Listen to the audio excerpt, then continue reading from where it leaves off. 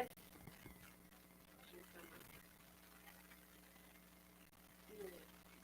Computador. Bem, deixei nos stories, né, a frase: as crianças de hoje não se comportam como as de antigamente. E aí deixei a pergunta: e por que será que as crianças de hoje não se comportam como as de antigamente? Como o tema da live de hoje, né? Algumas pessoas deram lá suas sugestões e eu fiz os comentários. E esse é o tema da nossa live hoje. Já ouvi muito as pessoas mais velhas falarem isso. É mais comum, não é?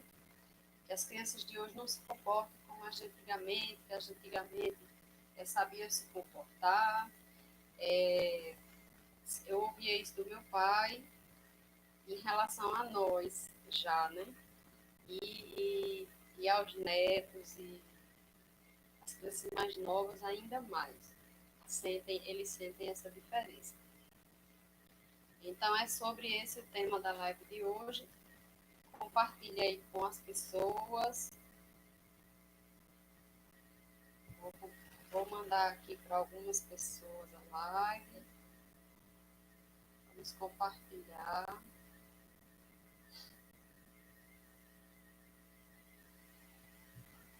E o Instagram demora um pouquinho para avisar que a live começou. Algumas trilhas. O vídeo está pausado.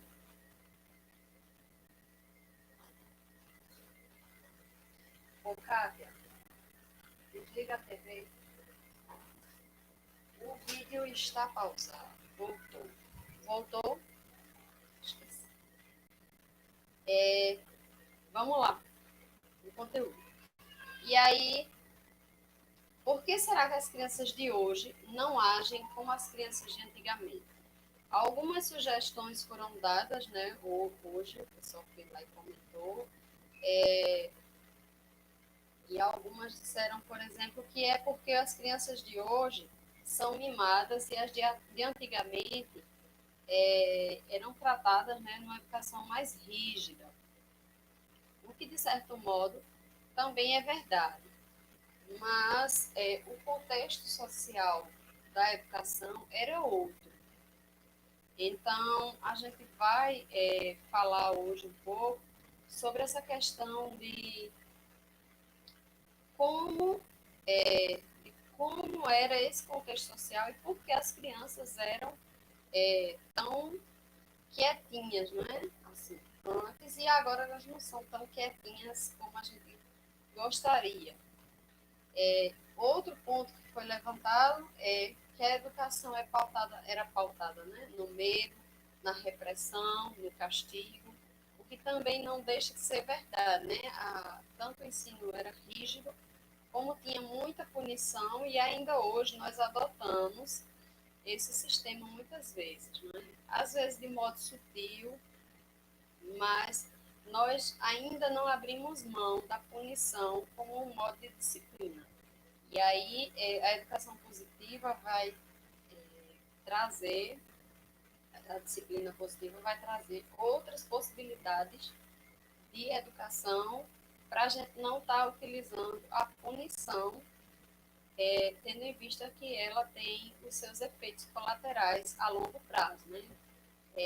De imediato, a disciplina positiva ela corrige, né? Na hora que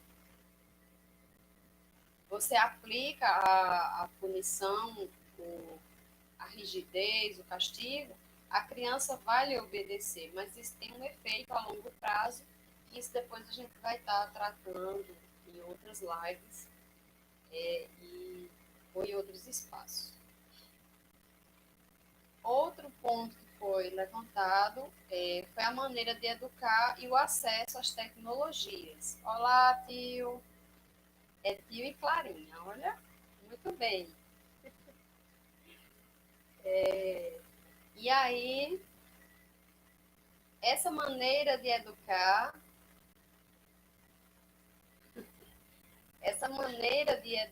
e o acesso às tecnologias, olá, chegando mais gente.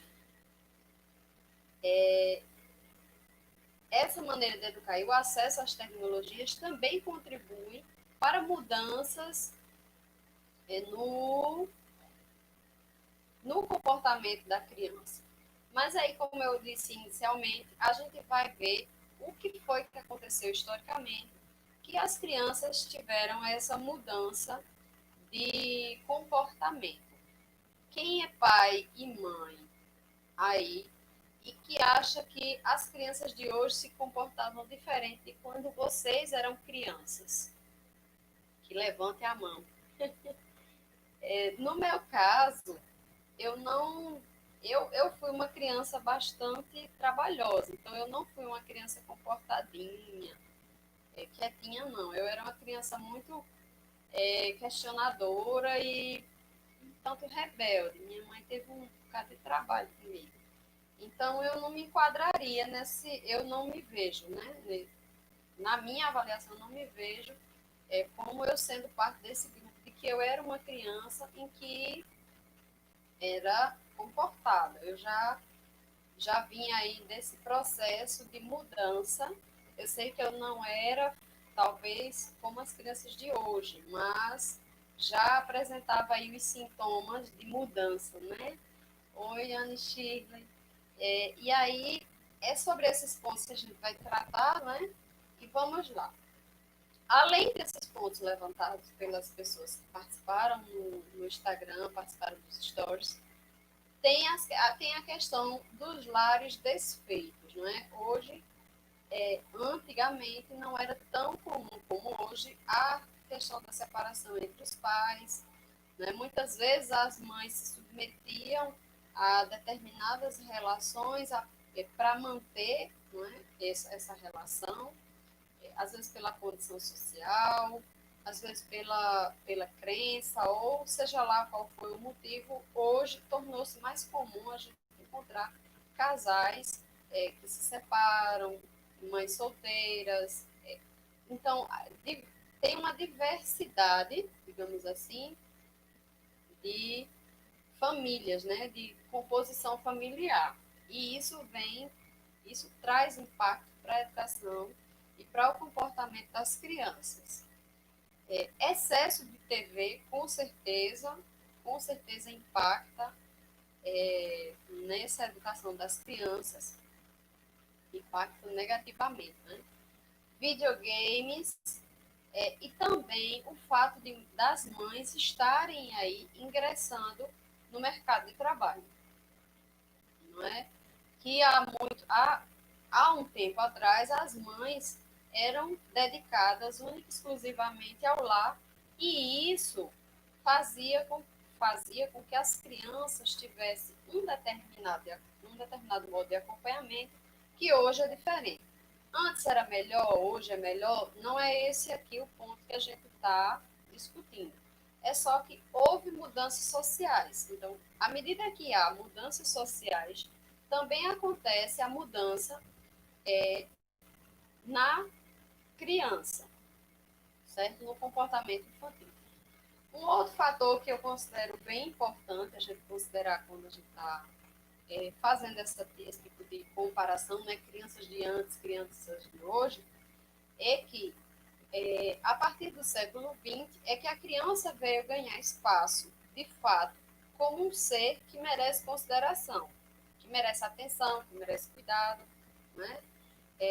Philip Ayres é um escritor que fala, né, da história da educação e da criança, e como a criança era vista socialmente, e ele vai fazer um estudo e que aponta que no século XII, por exemplo, as crianças eram tidas como adultos, em miniatura, pelo menos é o que a arte da época representa, né? As crianças com roupas grandes, roupas de adultos, e eram tratadas, então, como adultos. Em alguns quadros, crianças que não eram consideradas jogadas no chão, não tinha-se muito o que a gente se vê, quando a gente hoje vê uma família com a criança, uma mãe com a criança, um avô, um pai, sempre vê a criança pequena no colo ou protegida, com cuidada, digamos assim, né? Então, antigamente não era assim, né? A criança, tanto é que o índice de mortalidade infantil era muito alto. Então, com os estudos, com as discussões mundiais sobre a questão da criança, da mortalidade infantil, e na busca de superar isso, foi se colocando uma nova visão sobre as crianças. E aí as crianças vão ganhando espaço social, né? Aqui no Brasil, a partir de 1942, se eu não me engano, 1942, 1946, isso ganha uma repercussão mundial, a ONU e outras instituições vão destacar documentos que defendem esse cuidado e proteção para a criança. E isso, né, vai refletindo o modelo de educação. Então, a educação, já que a gente tem que cuidar da criança, a gente vai controlar a criança.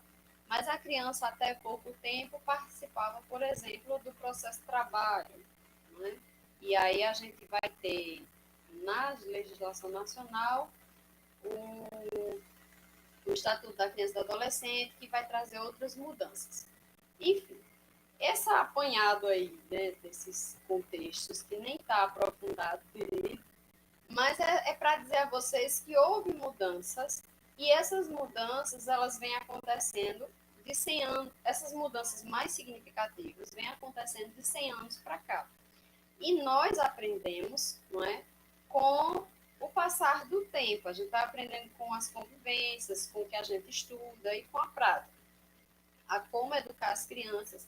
E isso também afeta o comportamento das crianças, certo? Então, deixa eu ver aqui.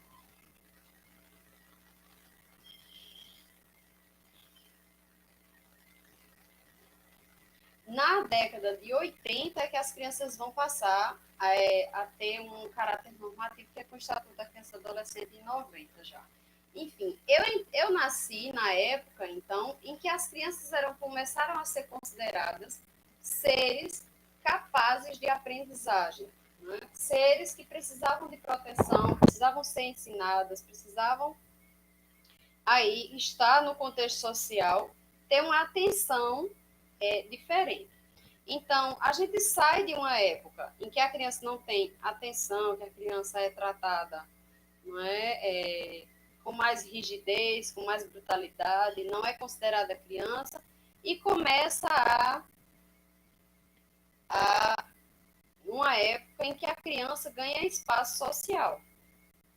E aí, eu vou destacar aqui ao longo desta live duas grandes mudanças, de fato, né, no contexto da família e da nossa relação com as crianças, isso dentro da educação positiva, da disciplina positiva, e que podem nos ajudar a pensar quando nossas crianças começarem a estar rebeldes, né? A questionar, não que estar rebelde, mas a questionar e a... Olá, Josivaldo. Maninha chegou na live também, Paula, José Fernanda. Olá, pessoal, o que é que vocês estão achando? Estou falando demais, né? Tem alguém aqui pedindo alguma coisa? Solicitação. Acho que ficaram errados. Enfim. E aí, quais foram essas duas grandes mudanças que alteraram o comportamento infantil? A primeira grande mudança é que os adultos não são mais modelos de submissão, né? Então, a gente passa, dentro do contexto social, de um modelo de família em que a mulher é referência de submissão, né? Gostando, estando concordando, né? Se ela era submissa, concordando ou não, mas elas pareciam ser submissas, né? Estavam numa posição de submissão, que a sociedade apoiava isso, e era o que se deveria ser feito, né, socialmente.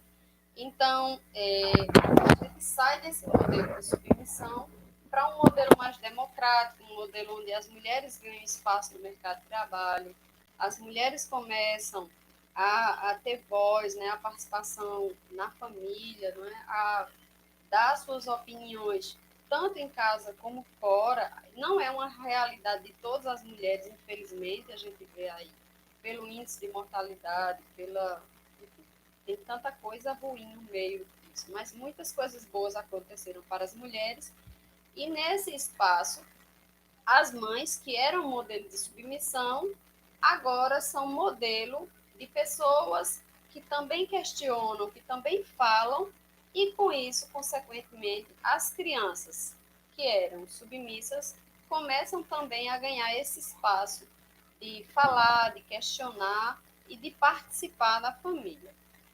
Mesmo, e aí quando a criança está no modelo rígido de educação, ela acaba sendo a rebelde, né? Porque ela também quer esse espaço de participação para ela.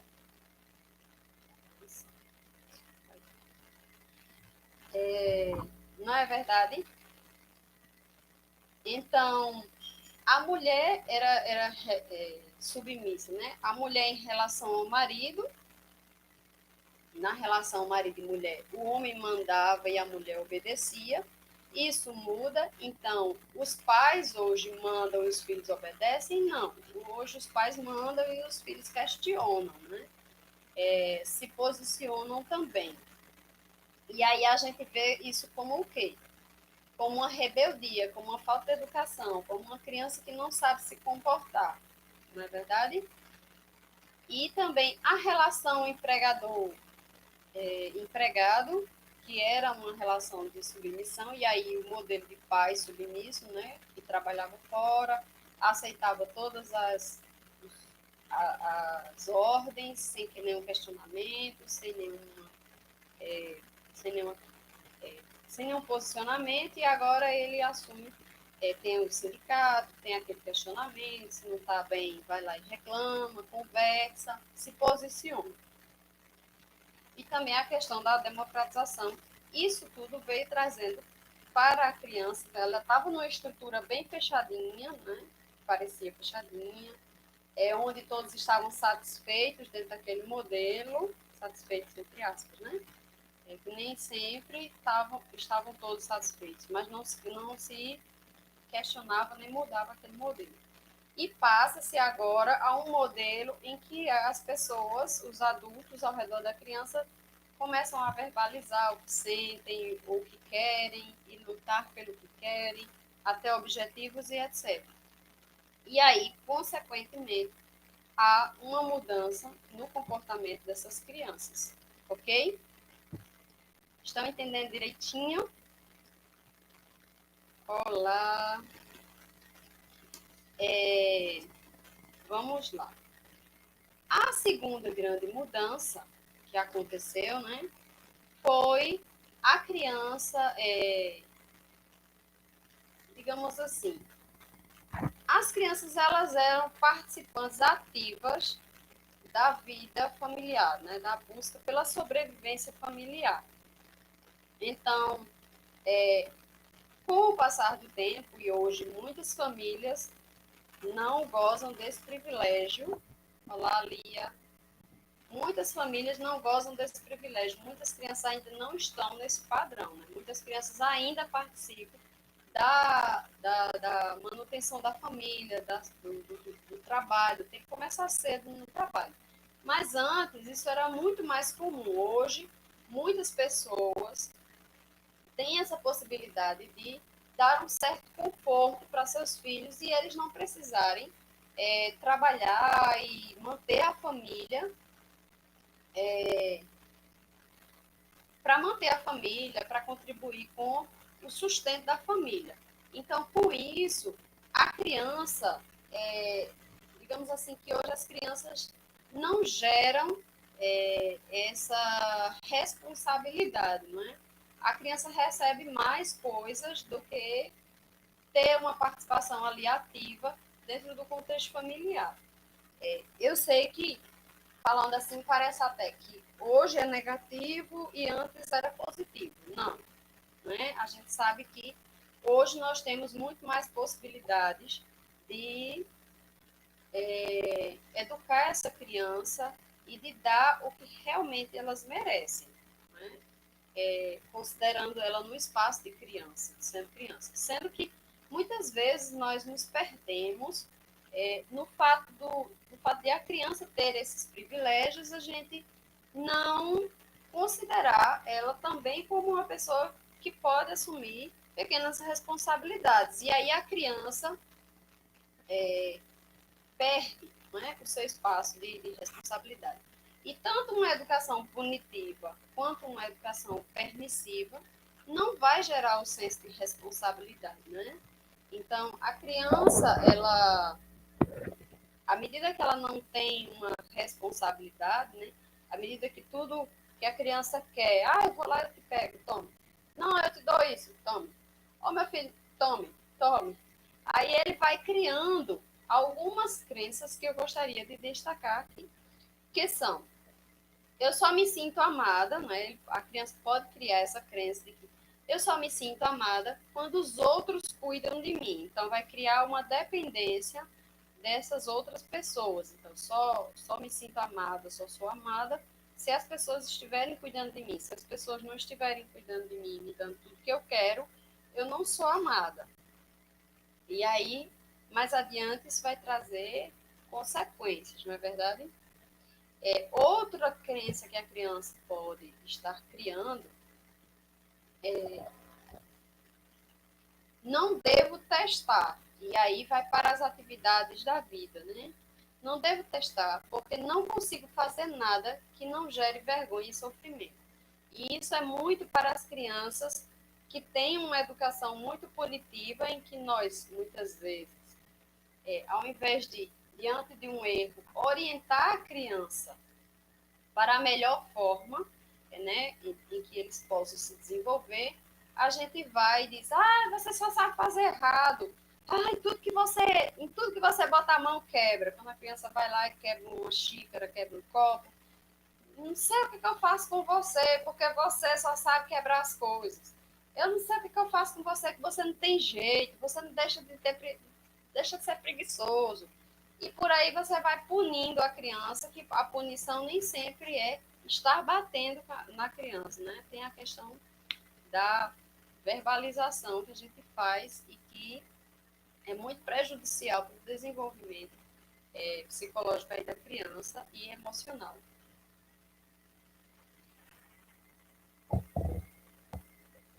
E aí, concordam com isso?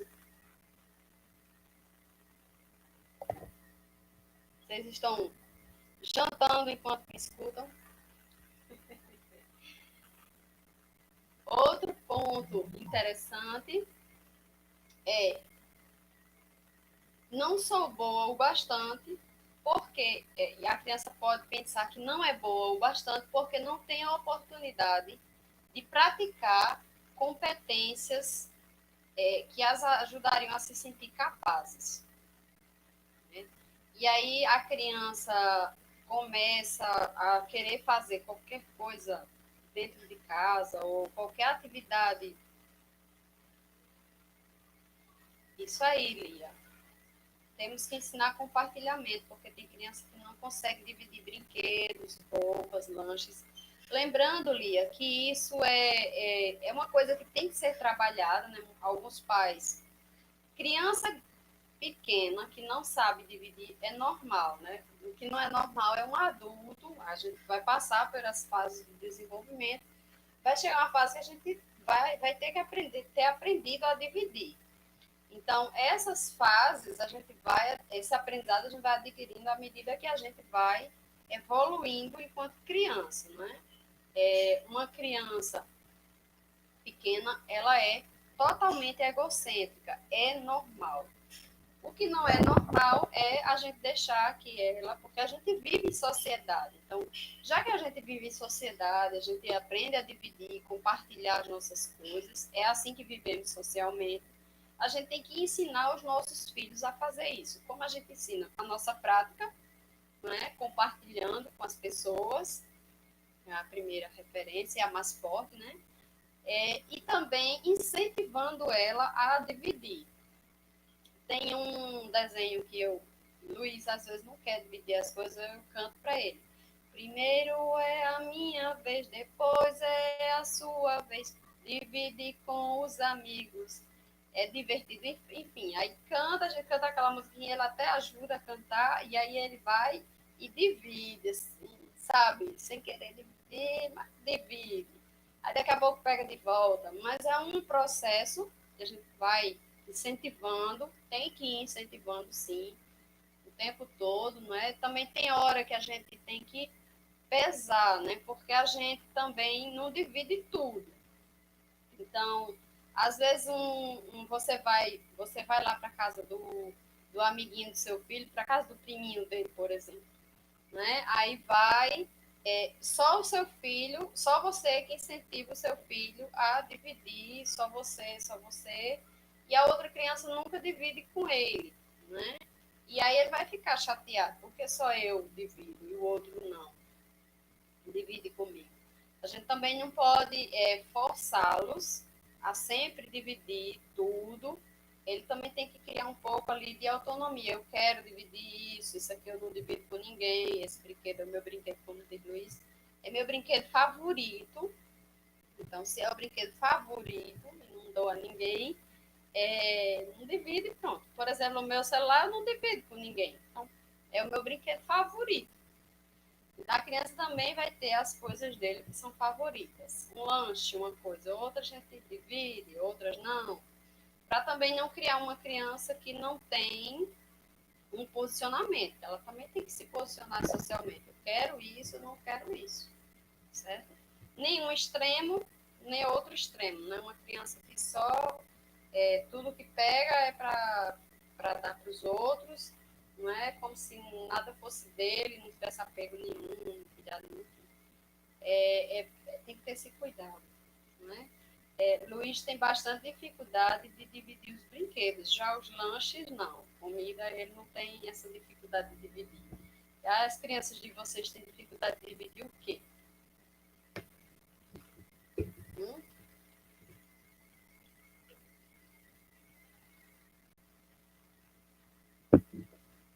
Enquanto vocês vão falando, eu vou dando continuidade aqui, tá? Quer saber qual é a dificuldade das crianças de vocês em dividir aí? Outro ponto que é uma crença, né, que eu estava lendo há pouco, não sou boa o bastante porque não tem oportunidade de praticar as competências. E aí, nós, enquanto pais e mães, ao invés dar, de não dar responsabilidades à criança, a gente tem que criar essa cultura de dar responsabilidades às crianças. Pequenas responsabilidades. A começar pela organização da cama, levar o prato para a pia, não é?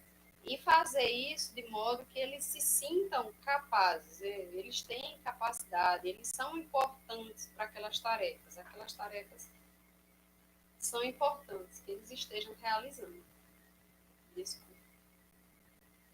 Então,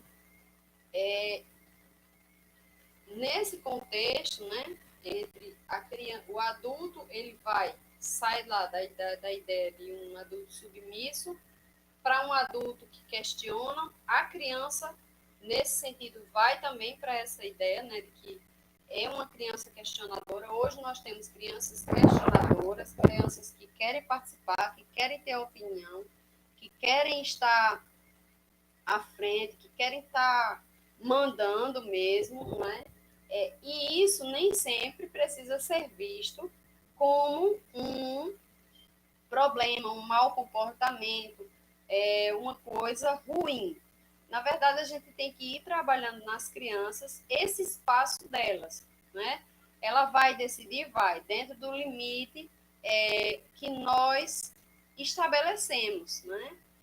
Você pode escolher uma roupa, você vai vestir o azul ou o amarelo, você vai vestir o verde ou o vermelho, você vai vestir o rosa ou o lilás, você vai vestir. O Davidson tem dificuldade de compartilhar o celular. Esse celular só foi dupla, né? Assim, o celular é um problema, viu? Porque toda criança quer lá manipular o próprio desenho, não é? Que já toque lá, ó, Luiz já sabe pular o comercial do celular. E eu digo assim, olha, mamãe vai deixar e quando a mamãe pedir é para devolver. Tá certo, mamãe. Mas, olá, Clívia, que bom você por aqui. É bem complicado, mas aí trabalhando, Lia, trabalhando essa questão da divisão, que dividir é necessário, que é importante, sempre lembrando de equilibrar, porque às vezes a gente coloca nossos filhos para dividir com todo mundo e ninguém divide com eles. A gente tem que colocar eles numa posição aí, né, de que seja justo, de certo modo, né? Que ele não se sinta injustiçado e dividir para ele se torne mais adiante muito mais difícil, e que só a criança de vida, né, só o nosso filho de vida, ou na classe, né, como tem algumas professoras também, ou só uma criança seja a que vai e divide, porque às vezes até na classe tem uma criança que tem mais dificuldade de dividir e aí a gente enfatiza só nele, esquece de enfatizar os outros e equilibrar isso para que a criança não crie nenhum constrangimento com essa divisão. E não se torne uma criança que só ela é que dá as coisas e nunca recebe também, tá entendendo? Mas é trabalhando. Ele ainda é pequenininho, vá levando com calma, viu? Tenha calma com Deus. Bem, um último tópico aqui para a gente discutir é a questão da proteção, subproteção e superproteção. Como a gente veio falando aqui na live, teve todo esse contexto histórico, toda essa história toda, e dentro desse contexto a gente passou um processo em que as crianças eram subprotegidas, né? Tinham subproteção, ou seja, não tinham esse espaço. Depois, elas ganham um espaço de proteção, de legalização desse espaço da criança, de consideração da criança. A gente tem lutado por esse espaço de consideração, né? E, ultimamente, a gente tem vivido, e aí muita gente vai dizer, como a menina que comentou lá no story disse, né? Hoje a gente vive uma educação muito de mimo, não é? Uma educação muito mimada, uma educação. E aí eu considero esse mimo como uma super proteção da criança. E não é positivo, não é como se fossem dois extremos, ou eu subprotejo ou eu superprotejo.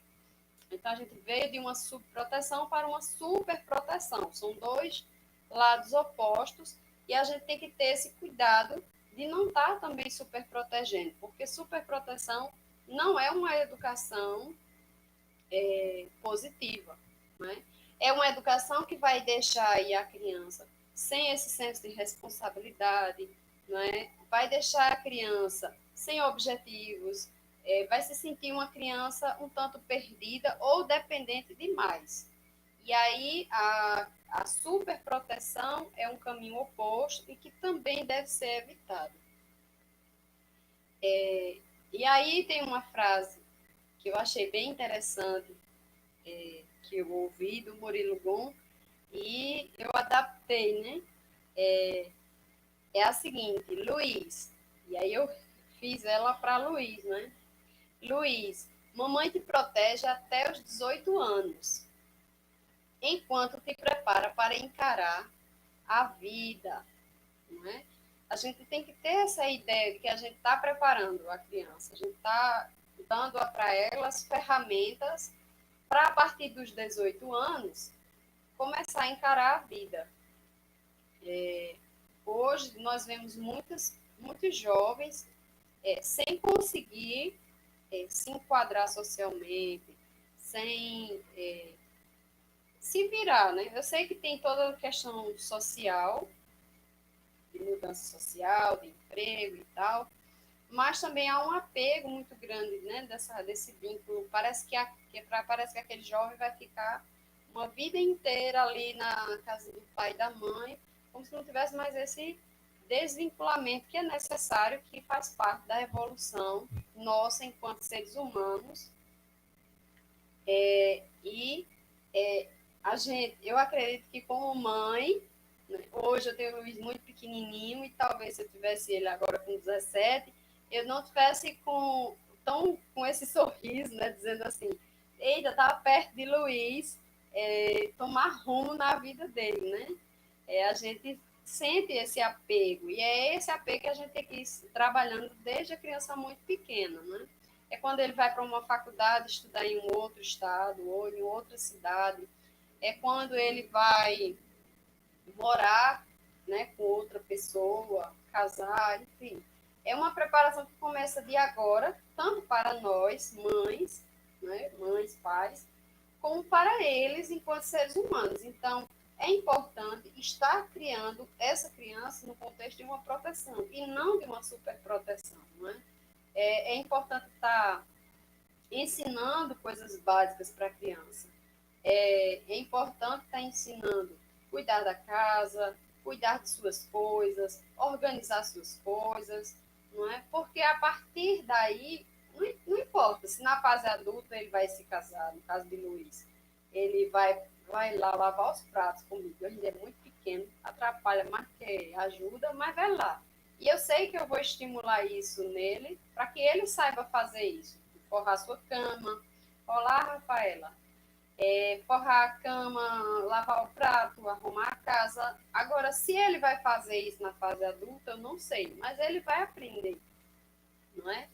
Ele vai aprender, se não tudo, mas o que for necessário ou suficiente para que ele saiba se virar também depois. Se ele vai casar e a mulher dele que vai fazer, isso é uma situação que eles vão decidir depois, não é? Mas que, da minha parte, né, eu tenho que fazer a minha parte e garantir que, a partir dos 18 anos, ele tenha condições de se cuidar sozinho, né? De não ficar esperando que a mamãe vá lá esquentar água para tomar um banho, que não vai esperar a mamãe esquentar o jantar para poder comer depois que chegou da festa, né? Então, são questões que a gente tem que pensar agora, né, para quem tem filho pequeno, e ir colocando em prática as pequenas ações. A questão da educação positiva é justamente essa, né, de você não estar tratando a criança de modo rígido, rígido no sentido, não no sentido de punição, no sentido de tem que ser rígido, mas gentil, não é nem rígido, é firme. Firme e gentil.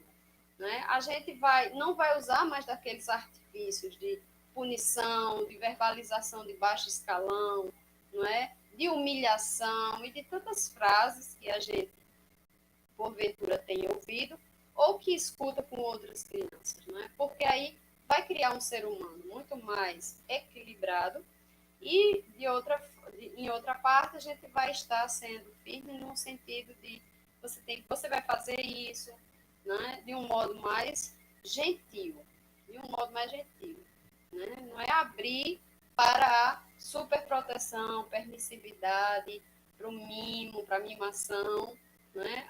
Aí a gente tem que estar sempre usando o EMA, né? EMA, eu estou mimando, não é? Ou eu estou sendo autoritária? Eu estou mimando ou estou sendo autoritária? Quando tiver dúvida, faz a pergunta, não é? Eu estou mimando ou estou sendo autoritária e ajusta nesse contexto aí. Obrigada. Nesse contexto de subproteção ou superproteção, não é? A gente vai sempre fazer esse balanço. Não é fácil, pessoal. Eu estou aqui falando para vocês educação, sobre educação positiva, sobre disciplina positiva, mas eu sou mãe há apenas 3 anos, né?